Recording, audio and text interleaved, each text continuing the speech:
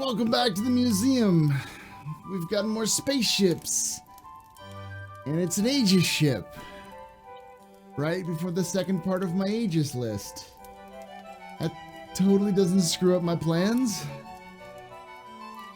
Hooray!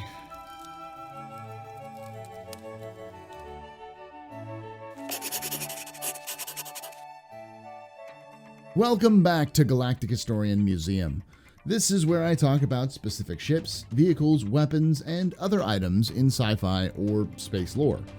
Today, we're going to talk about another ship from Aegis Dynamics, one with a storied history in the UEE Navy, the Aegis Nautilus. While generally speaking the Nautilus is a minelayer, it is also technically a combat engineering vessel. Its roots go back into the first Devarn War. Human ingenuity and desperation combined to create the first ever sapper ships, converted transports and freighters using improvised proximity mines to drop along potential Devarn supply and patrol routes. This form of unconventional warfare mimicked ancient guerrilla warfare tactics of hiding explosives to disrupt enemy movement, but brought it into the theater of space. Though their vessels and tools were crude, these crews became experts at deploying these explosives and proved these ships were highly effective at causing chaos among the Devarn, thus slowing the advance of the invading forces. These covert actions would define the role of mine-laying ship to this day. After the war, Aegis took it upon themselves to build a ship specifically to fill the role of these ad hoc mine layers, and came up with the Aegis Nautilus, a classified project sanctioned by the UEE. However, the initial designs were very different from their final product. Initially, they looked at the design of the early ad hoc ships for inspiration.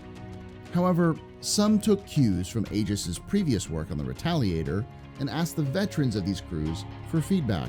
This resulted in a radical shift in design, from a ship designed around large capacity to a ship that favored precision placement.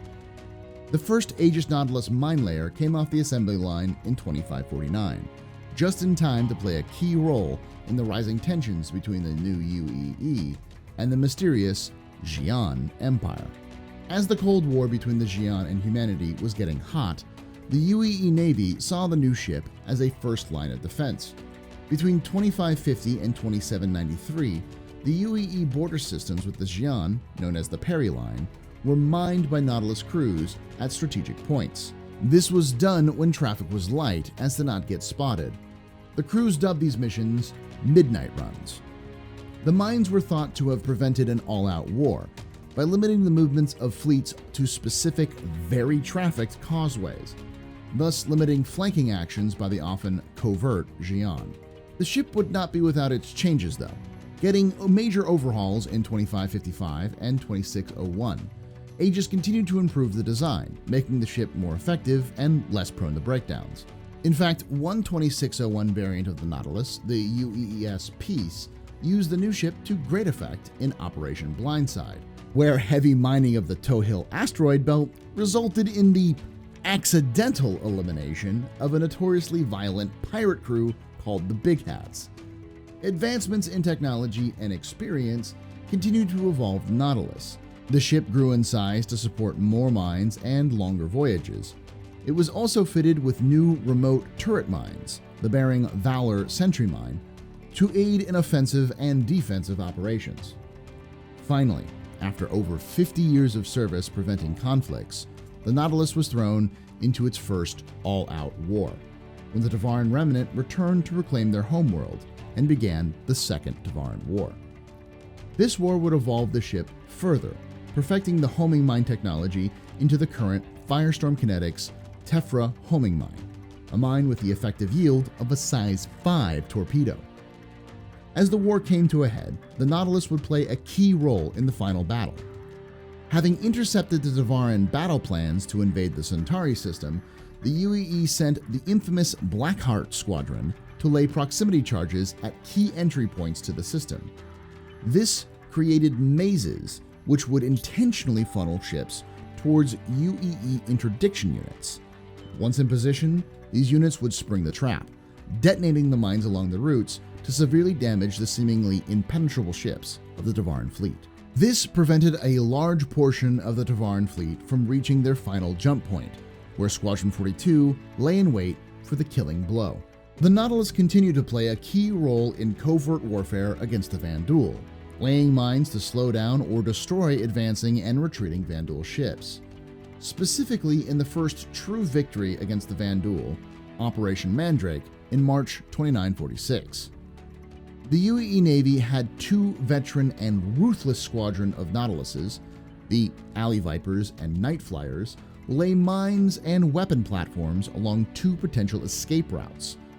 Known as Hellkite runs, these missions were specifically designed to crush fleeing Vanduul, leaving no survivors. It was mercilessly effective, destroying an entire Vanduul squadron trying to flee the Oberon system to rearm and refuel.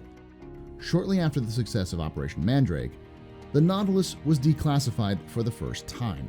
The declassification of the ship allowed Aegis to sell models to the civilian market.